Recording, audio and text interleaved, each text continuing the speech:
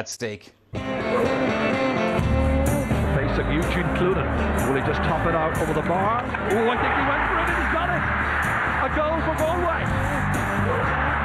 Chances here, first chance. Taken here by Tipperary. Beautifully inside to Benny John.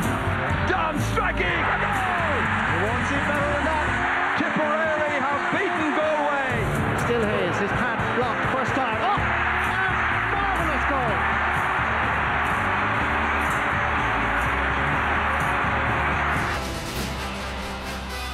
Yes, the tension is building up here with Croke Park ahead of this afternoon's second All-Ireland hurling quarter-final. It's Galway versus Tipperary with a throw-in at 4 o'clock.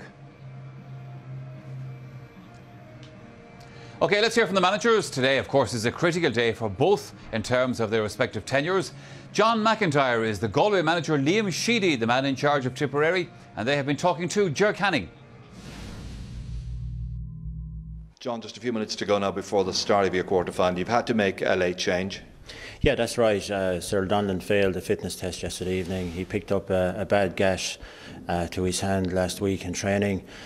We thought earlier in the week he might make it, but unfortunately he feels he's not in a position to do the team justice, and the team comes first. And while it's misfortunate on Cyril, Kevin Chunky Hayes is getting a big opportunity today, so he's starting on the 40 against Tip. Do you think you've put behind you the disappointment of 3 weeks ago in the Leinster final? I hope so, Ger. We didn't have a good day against Kilkenny. Of course, a lot of it was down to their excellence. We feel we didn't perform, though, to our capacity, and we feel we're a fresher team coming into today's game. And look, if it goes against us today, Ger, there's absolutely no excuses. We have them primed for a big performance, and I believe we'll get one. Just a couple of seconds to go now, Liam, before you run out there. What are your thoughts? Yeah, really looking forward to it. I guess, you know, when you start the year, this is where you want to finish up in, is up in Croke Park, you know, and it's been, I suppose, a long 8 weeks for us. You know, we were very, very disappointed with the Munster Championship win for us, you know, but it was good to get a run in. You know, we've had 2 victories behind us now, so under no illusions in terms of the challenge that Galway bring to the pitch today. But, you know, very happy with our preparation. The lads have trained really, really hard the last number of weeks, and as I say, mad looking forward to get out there. And having won those last 2 matches convincingly, the confidence must be pretty high. Well, it was, you know, I guess, you know, in fairness to the 2 teams that we played, they would have been disappointed. They didn't really bring their normal level of intensity to the pitch. But, you know, from our point of view, it was all about getting through the qualifiers and getting back to an Ireland quarter-final. So we've managed to do that, and it's all systems go for today. Perfect.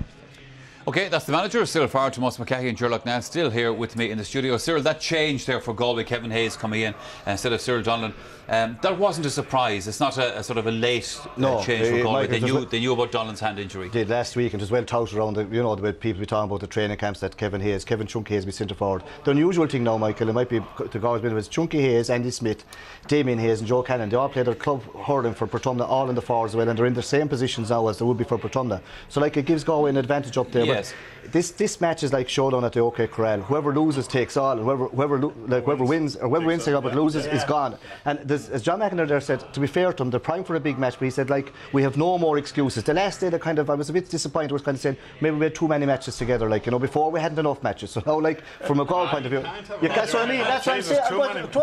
I'm saying that we can't have it every way. This is the perfect snare drop the last 3 weeks. There's no more excuses. You know, that's what we're looking at. We're talking about Kevin Hayes coming in as centre forward, but of course, and earlier on the programme we were talking about Big Joe at full forward and how Galway are going to use him. Yeah, well, you need him. The best match he's played for Galway or for College are inside the edge of the square, and anything he does is in around there. Now, he mightn't do it. It isn't the amount of ball he gets, it's what he does against the ball. Here now is Ollie, lovely little hand pass out against Cork, long ball up the pitch. Now here he's probably on around the edge of the square, coming out onto the ball, strong underneath. He's well tackled here by the rock himself, hustled, bustled, maybe overcarries, flicks into the back of the net. If he's out centre forward, he can't do that. But here again now, this is against Kilkenny. This is in Tullamore, I think, last year. Again, a good ball by Fergal Moore, who's now injured. Ball comes in, and look at this, he's out of fair bit here, goes on his left side, keeps it up here, and throws the head of him, bang, back to the net. You can't, when he gets into flight, it isn't that he's fast, but his stride is very big. To me, that's where he should be played. And here again, you see another ball coming in.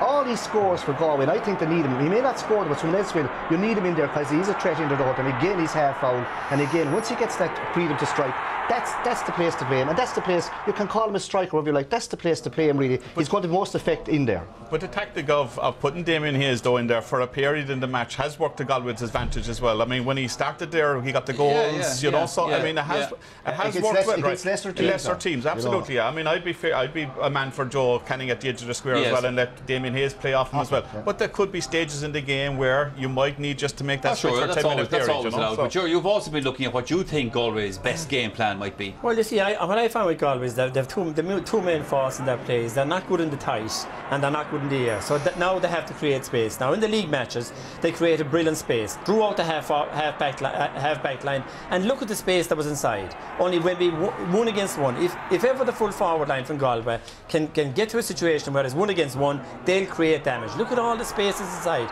The half forward line haven't come back. The covering player hasn't come back, and that's how they get most of their scores. Now, if you contrast that against Kilkenny, the Kilkenny half back line stayed way back.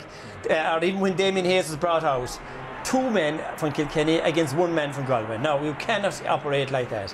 The mistake they made when they brought out Hayes is they didn't send in somebody else, because they left it 2 against 1. If they had 2 against 2, they'd have some chance. But that Kilkenny half-back line that are way back there, so that when the ball comes in, who's there to support Joe? Nobody. So that is the whole Galway game plan. It's all right to say having Joe full forward, but if you have him full forward, you must create space for him. And to do that, you must drag the half-back line out. Now, whether Tip will fall for that or not, that's another thing. Yeah. All right, let's head over to the commentary box to get news of the teams. We're going to say good afternoon to Gerard Canning and Michael Dignan. Michael, there's been a sense of inevitability about these teams crossing paths since they met in the All-Ireland minor final of 2006. Indeed, between them, they dominated the grade at that time for 4 years, which was a stage when Galway's current goalkeeper, Colm Callanan, was biding his time, waiting for senior recognition. In front of him today is a full back line marshalled by a club colleague at Kinvara, 26-year-old Shane Kavanagh, the Galway captain. No change at half-back.